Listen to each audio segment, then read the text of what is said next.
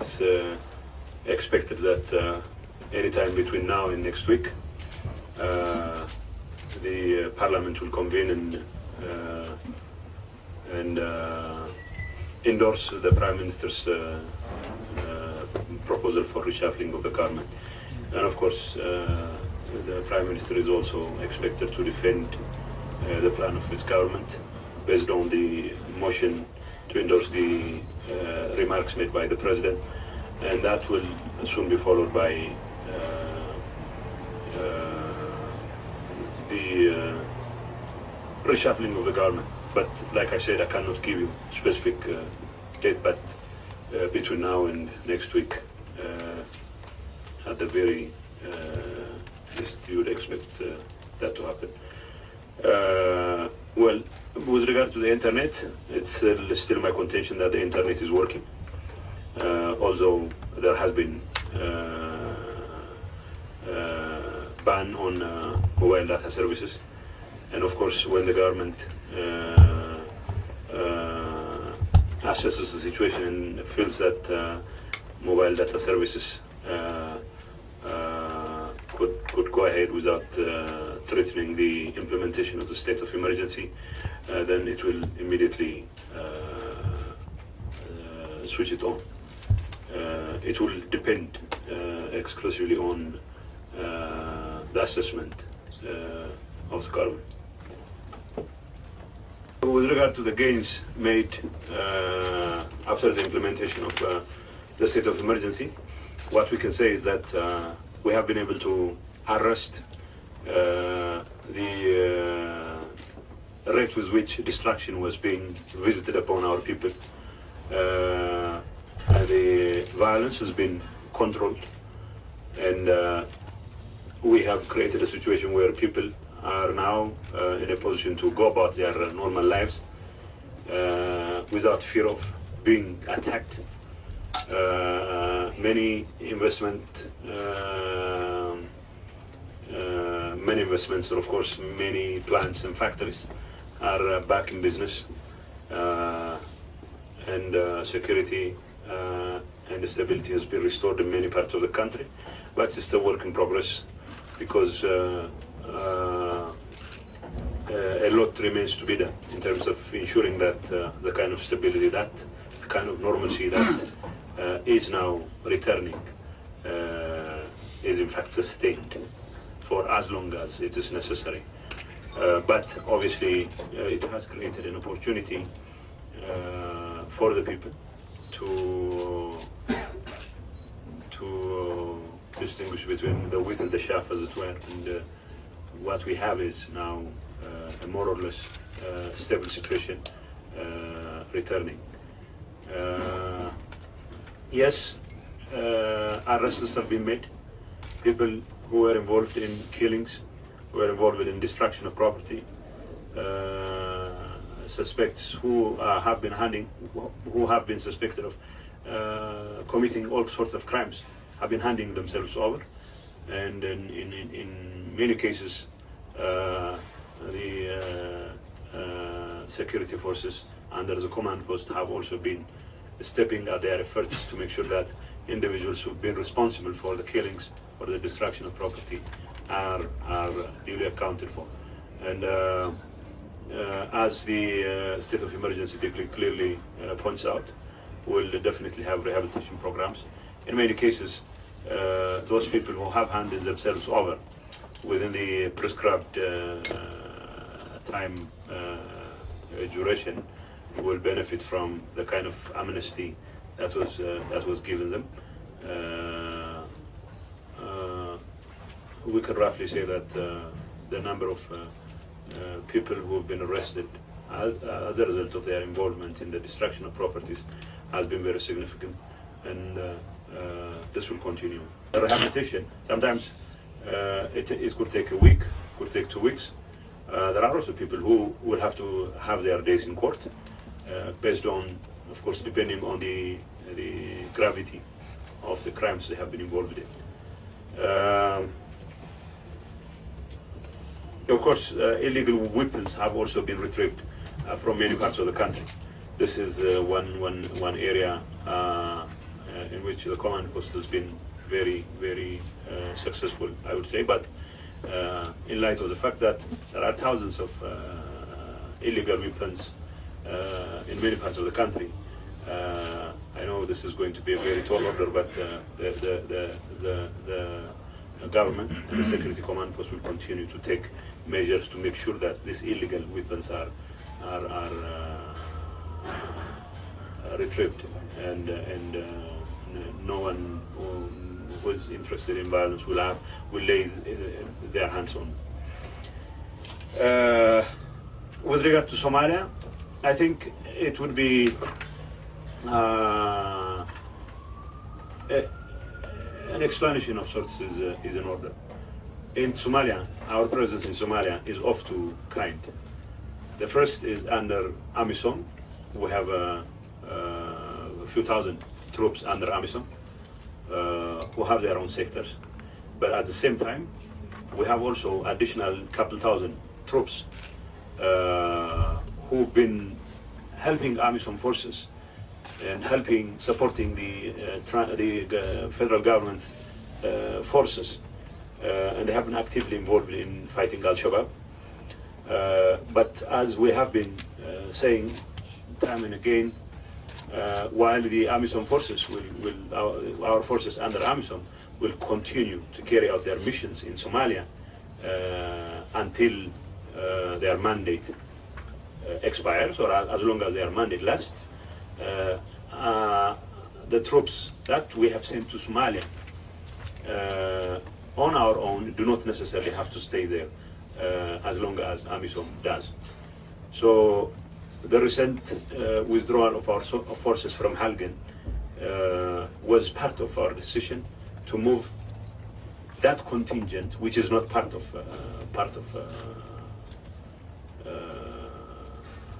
AMISOM, back to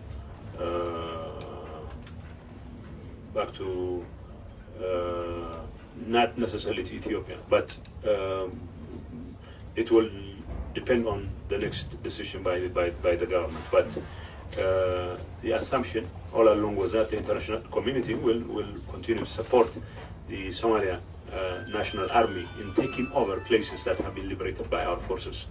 But for our forces to remain, those that are not under AMISOM, to remain there indefinitely would be the height of irresponsibility as far as we're concerned. But when we evacuate those areas, we do it as responsibly as possible, and we always try to make sure the Somalian National Army is assisted in any way possible to fill the vacuum. But while our forces under AMISOM, like I said, will continue to serve out their missions as long as the mandate lasts, the forces that we've sent there as part of our mission to assist AMISOM, which are not under AMISOM, which are not unfortunately being helped in their efforts to assist the Somali National Army by the international community, cannot remain there indefinitely. So we have been making very conscious and responsible decisions to evacuate our forces from many parts of Somalia. Like I said, this has nothing to do with the forces that are serving under AMISOM, because ultimately the international community and whoever is supporting the Somali National Army will have to step up to the plate and take up the slack from us. I will reiterate this again. It has nothing to do with the state of emergency, because we have sufficient numerical strength as far as troops are concerned to implement the state of emergency, because the state of emergency is not a wholly military affair. What we are doing in this country is to mobilize the people against violence, and of course in trying to achieve that, the military will have a role to play. Federal police will have a role to play. We haven't faced a challenge enormous enough for us to shift our policies in Somalia, because this contingent was there to assist AMISOM in the first place. Otherwise, it was not part of. I mean, we are the ones who are footing the bill. We are the ones who are paying all the expenses. So it will have, it will obviously have some economic burden on and logistical challenge on our troops. So we have to distinguish. But our forces under AMISOM are discharging their responsibility. Even our forces who are not under AMISOM are not abandoning Somalia altogether. What we are saying is there are certain areas where the rest of our partners should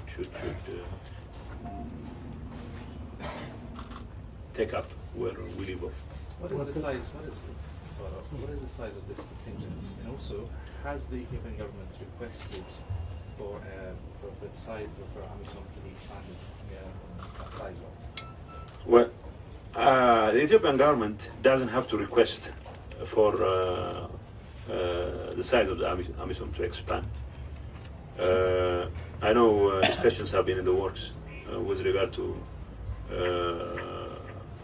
rehatting our forces, but people have all kinds of issues. But it's not for us to ask or to request the AMISOM, because ultimately the decision is going to be AU and the UN Security Council as far as footing the bill is concerned. So what we say is we sent our forces. I think with regard to the numbers, I don't think it would be helpful to give you specific numbers, but a couple thousand would be a rough idea. The Somali authorities say that they didn't know about your pullout, and then you're saying it's irresponsible for you to stay longer. Well, the Somalis know that we were evacuating. Well, I know Al-Shabaab is also part of Somalia. If Al-Shabaab is complaining that they didn't know we're evacuating, well, if the Somalis knew, they didn't have much time. They may have had maybe a few days' notice, but they're telling us that they didn't know more than a few days in advance. Well, like I said, our forces are not. They know our forces are not going to be there indefinitely. Those who are under AMISOM are there serving their mission superbly. And our forces, who now evacuated only Halgan and other village, they are still within Somalia. So that part was to be taken care of by both the Somali National Army, but whenever we evacuate, we do so in a very responsible manner. But sometimes, if our Somali brothers, for example, we're hoping that we would stay there forever, and then obviously we must have failed in communicating our intentions to them, but I don't think that was a problem. What the expectation for this state of emergency on the Well, on the one hand, investment activities that have been discouraged as a result of violence will now move back in, and I think there will be improvement in that regard, but I cannot rule out anything, but this will be assessed in due course. Otherwise, I cannot say it doesn't have an impact, positive or negative, but we'll have to assess it in due course. So there will be more, not less people getting employment opportunities, because unemployed youth is a combustible material. So we know we have to make sure the youth have full access to not just education and other amenities, social amenities, but also work opportunities. And the government will redouble its efforts to create employment opportunities. That will require huge public works programs, but this is being worked out. But the most important lesson is that simply because you have offered certain amenities, no matter how big they are, in relation to the size of the country, you cannot take the people for granted. That's the most important lesson. I know of no funds being ready to do that, but one thing I can tell you is they will be assisted by making sure the kinds of challenges they are facing will not be there any longer. Okay, and then another question I had will there be extra personnel or resources made available because of the large number of new detainees and arrested people that are there, and to deal with all of them, and will all of them have access to lawyers or public prosecution? How does that look? I don't see any need for extra lawyers, extra prosecutors, or whatever. In many cases, these are going to be rehabilitation centers. Rehabilitation. You teach them constitutions. Probably this is the only government in the world that metes out punishment in the form of constitution classes. So I mean, some fitness exercise maybe. Mostly it's only the most dangerous criminals will have to face the consequences really seriously. Otherwise, it's going to be rehabilitation programs in 3 weeks, a month. You teach them constitutions, you teach them some values and, well, some ABCs of basic decency, if you will. Otherwise, why would we be in a shopping spree for, in a recruiting spree for prosecutors? So it's mostly rehabilitation programs for many cases, but the exceptionally grave crimes that have been committed will have to be accounted for. That's for sure. Well, it's been a time-honored tradition. The other end of the Nile to send people who they believe will destabilize Ethiopia. But we are hoping that with President Sisi's positive engagement, constructive engagement, this will change. But we can only hope that this will change, but we'll never let our guards down, and we'll be taking appropriate measures when and if such an incident happens. But as for now, I cannot give you any clear answer, because we don't have any official information with regard to the crusade, if you will, to enlist the support of African leaders against the Renaissance Dam. I think he's entitled to his diplomatic moves. I'm not aware of such moves, but if that happens, then he's entitled, because we know our African brothers have solidly supported our decision to build the Renaissance Dam, and more importantly, it was our people who rallied behind this project, and it is the support of our people first and foremost, and of course our African brothers and sisters that will carry the day. So we hope and expect our African brothers will not be swayed by any such move, if indeed that move is there. But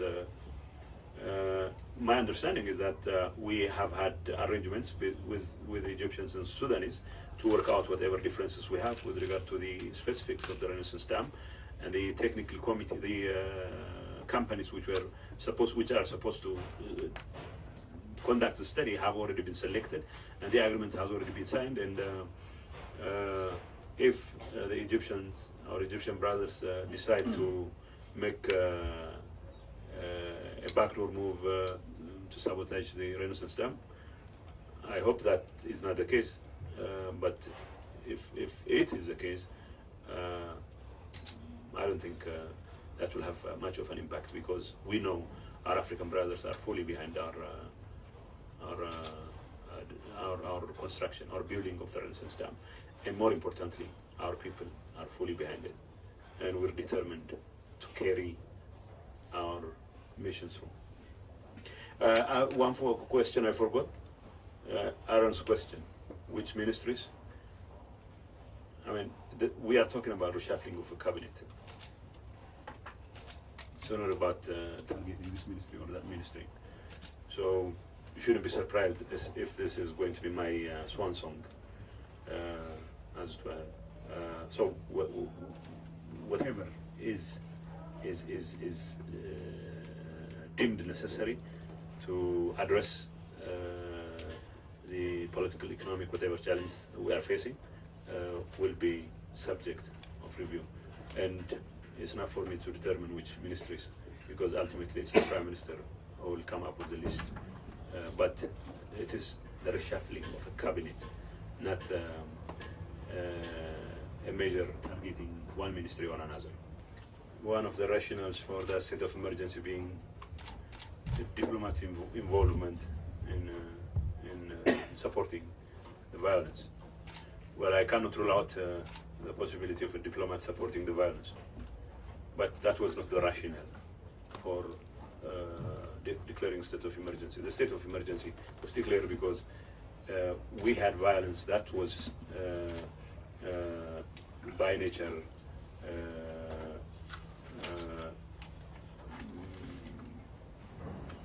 extraordinary, in the sense that ordinary measures of law enforcement were not able, were found wanting. So we have declared a state of emergency because that will enable the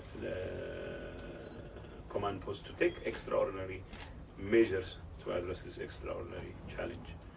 To the extent that there was a role played by some diplomats, that will also be properly addressed, but I know of no explanation given by the government with regard to involvement of diplomats being one of the rationales for the declaration of state of emergency. But having said that, in the interest of safety of diplomats, we still expect diplomats to notify the authorities, of course through the foreign ministry, that they are intending to travel beyond 40 kilometers from Addis. So it's not about getting approval or not. It is more about notifying that they are intending to travel outside Addis. So the security forces will be particularly prepared to extend whatever support is necessary to ensure their safety and security. That's the whole idea. I have to be honest, I don't have the figures, but it's quite substantial. Al-Shabaab is not taking strongholds. Al-Shabaab could move in to areas where the Somali National Army wasn't able to move in.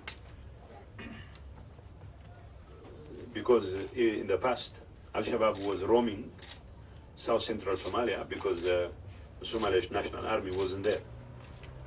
So what our forces did achieve is create a situation where the Somali National Army will have the opportunity to take up the slack from us. So the international community has also a responsibility, either to train or to support the Somali National Army in whatever way they promised. And if that promise they didn't make good on that promise, and Somali National Army fails to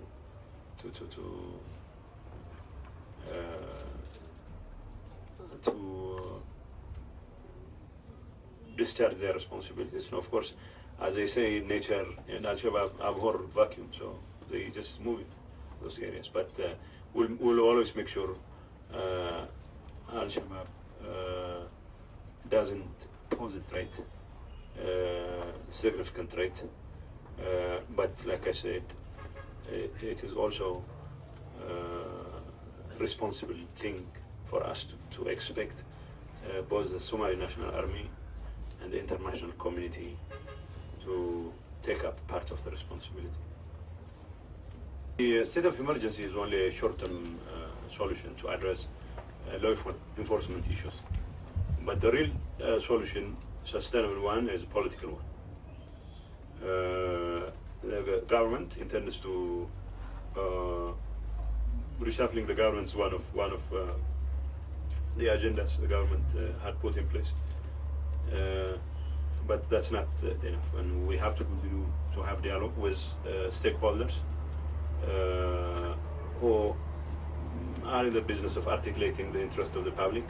Could be political parties, it could be civil society groups, but whatever reforms the president has indicated during his speech will have to be implemented in order to consolidate the gains we have achieved over the years and to address the challenge that we've been facing. And of course, we have to bring our people on board on all these issues, dialogue, consultations, and whatever. So it's only through engagement, continued engagement of the public in the all aspects of political life that we believe sustainable solutions could be achieved. Otherwise, law enforcement issues are only temporal in the sense that they cannot come up with, they cannot bring about lasting solutions to the political, economic, and social challenges that we continue to face. But am I worried that the diaspora will continue to accuse us of this and that? I don't think that's the source of my concern. I know the rejectionist elements within the diaspora will continue to try to sabotage whatever success they think will achieve as a result of, for example, the state of emergency. They'll be using every means at their disposal, and of course they are now making all sorts of frantic efforts to bring so many disparate elements together in their effort to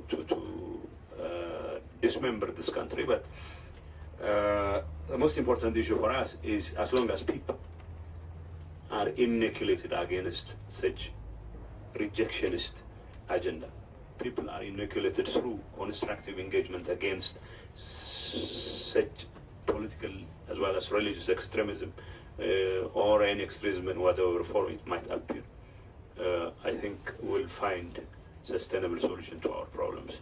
And but presumably it's not just inoculation. Presumably it's about showing how do you show legitimacy?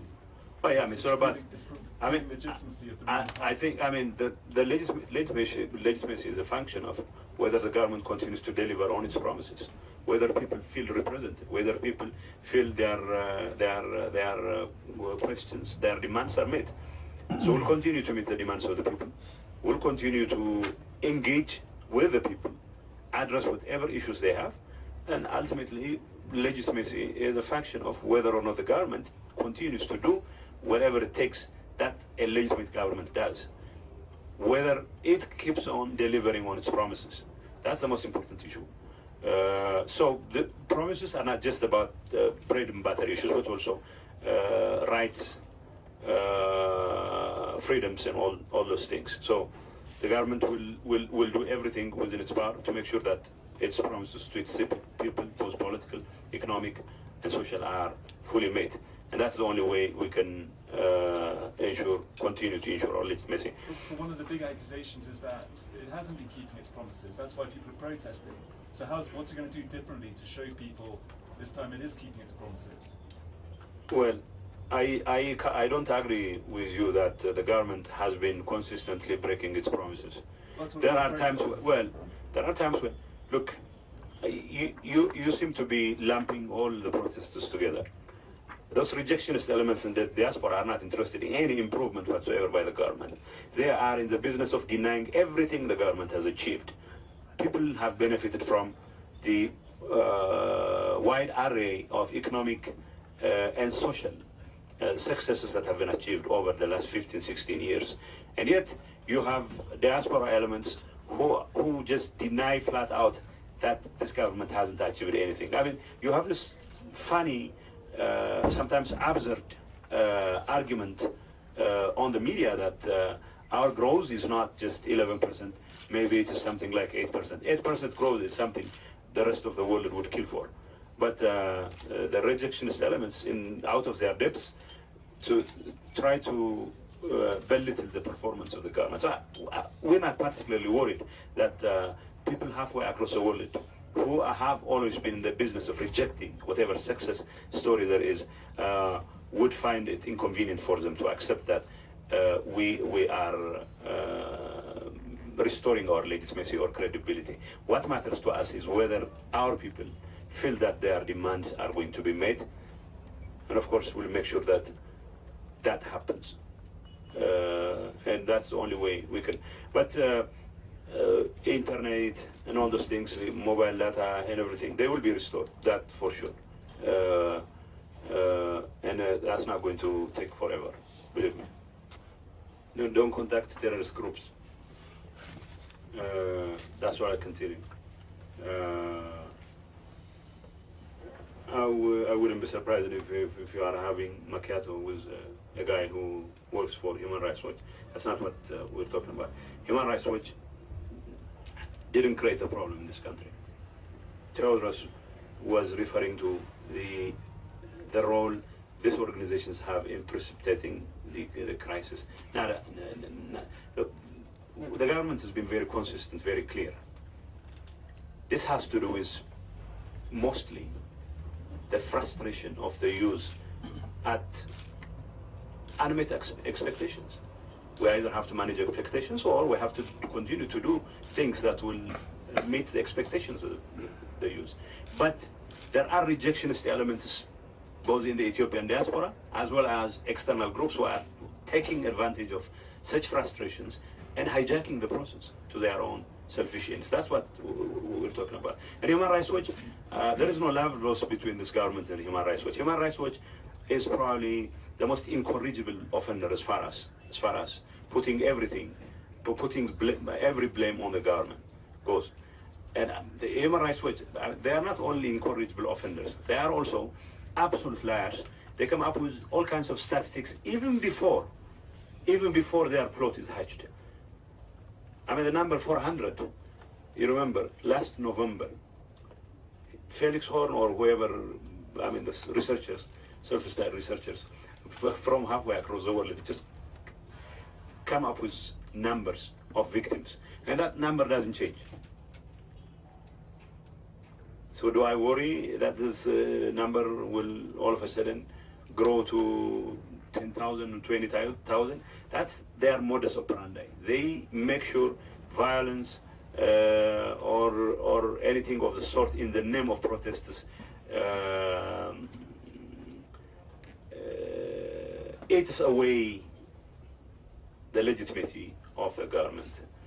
But fortunately for us, legitimacy is not a function of whether Human Rights Watch extends that legitimacy to you or not, because ultimately legitimacy is a function of whether the government has a good rapport with its own people. So whatever frustrations this government may have caused to the youth, it is determined to address these frustrations, these challenges, and that's how we intend to regain our full legitimacy, which we have not lost anyway. The government will do whatever it takes to restore confidence of investors. So specific measures will have to be taken based on joint assessment made by both investors and the government. That will suffice for them. We'll take whatever measure is necessary to make sure that there is more representation by the opposition, representation of the opposition. So our electoral law will have to be amended in consultation with the opposition, the legal opposition. And whether that will require constitutional amendment, let's cross the bridge when you come to it. But that's not in the works at this point. But we have to make sure that people's voices are fully represented in the parliament. And we'll do what it takes to make sure that that representation is there. So including accepting the proportional representation system? Proportional representation, the practice in many countries is that you could use a combination of proportional representation and first past the post. I mean, because ultimately the first past the post arrangement is what they use in many developed democracies. So you don't blame them for not being representative. But what matters is what sort of objectives is meant to achieve. So it could be a combination of one or either of these choices. But that will, we'll be jumping the gun if we are going to give specifics as to what sort of arrangement will follow. But whatever happens has to result in a much better representation of the people in the parliament. We hope and expect our Egyptian brothers to behave in a sane manner wherever they are, whatever they do. And it's our hope and expectation that they do the right things. But simply because we hope they will do the right things doesn't mean they will do the right things. So for us, we are not in the business of obstructing Egyptian efforts to play its responsible role in regional peace and security, if indeed that's the intention. But if they have other intentions, we'll see what we can do. But we're not worried that a contingent that wants to keep peace in South Sudan, if that's the intention, will stand in the way of our progress. But if there is any effort whatsoever by Egyptians or Americans or Lilliputians, for that matter, try to sabotage our success, we'll have to do something about it. But we're not worried that the rest of the world is conspiring against us, because that's not the case. Morocco is an important African country, although it's not part of the African Union. It will create an opportunity to create business ties, investment, and all that. And of course, the visit of the King of Morocco in and of itself is a very important development in further strengthening our bilateral ties. But more importantly, if Morocco, well, it has clearly shown interest in rejoining the AU, and if it hopefully gets the support of the countries of the African Union, members of the African Union, it would rejoin the family of African countries, and that will hopefully go a long way in strengthening the African Union itself. But ultimately, it will depend on whether AU accepts that request. But as far as bilateral relations go, His Majesty's visit here will strengthen our bilateral ties. That's all I can say. What is the current situation between Eritrea and Ethiopia? If they in any way cross us by doing something that runs counter to the state of emergency, they will be harshly dealt with. That's all I can say. No war, no peace still is the situation. But they continue to send mercenaries. They continue to train terrorists, and will continue to nip all their efforts in the bud. But our policy is still there. Whatever Eritrea does will be resolutely responded to. So I mean, Omar obviously is what we have in mind is the now or never caucus in the Ethiopian opposition. Obviously, we cannot accommodate the demands and expectations of this now or never caucus, because all they want is like everything to happen now or never. That's not a healthy proposition. So what we are trying to do is to follow the election cycle. This government doesn't have the slightest of intention to all of a sudden change the law and call for a vote based on a changed law. We are here for the long haul. So the opposition should be part of the process. By the way, there are going to be forums where policies will be discussed, short of their membership in parliament. There will be dialogues that will create an opportunity where even the opposition will bring their ideas to bear on policy decisions. Ultimately, what we are going to do is to create a platform where all sorts of voices are going to be heard loud and clear. But if you insist on having a reform now or never, that is what I meant by rejectionist politics from the other side of the Atlantic or from the other side of the Mediterranean. That's all I can say. We don't have to have a position with regard to what South Africa decides with its membership of ICC. I know Burundi has withdrawn. Ethiopia doesn't have to withdraw because we're not members of ICC in the first place. So if our South African comrades decide to withdraw from ICC, we believe that's their entitlement, and we'll respect that decision. Second, we are not, as we speak, withdrawing all our forces, non-AMISOM forces, from all parts of Somalia. By the way, you have to be able to read the map. We have our own sectors. Even AMISOM does have its own sectors. Our forces, they operate within 2 sectors. So this contingent we're talking about has been supporting the movements of even other AMISOM members in many sectors. So it wasn't even intended to be there for as long as it has. So we'll make sure that whenever its services are not needed, it should not be in the business of sticking around there. That's the whole point. But we haven't fully withdrawn our forces, non-AMISOM forces, back to Ethiopia. On ICC, what I meant to say is this a trend that you support? Or what's the view of ICC or in general? Well, what I can tell you is I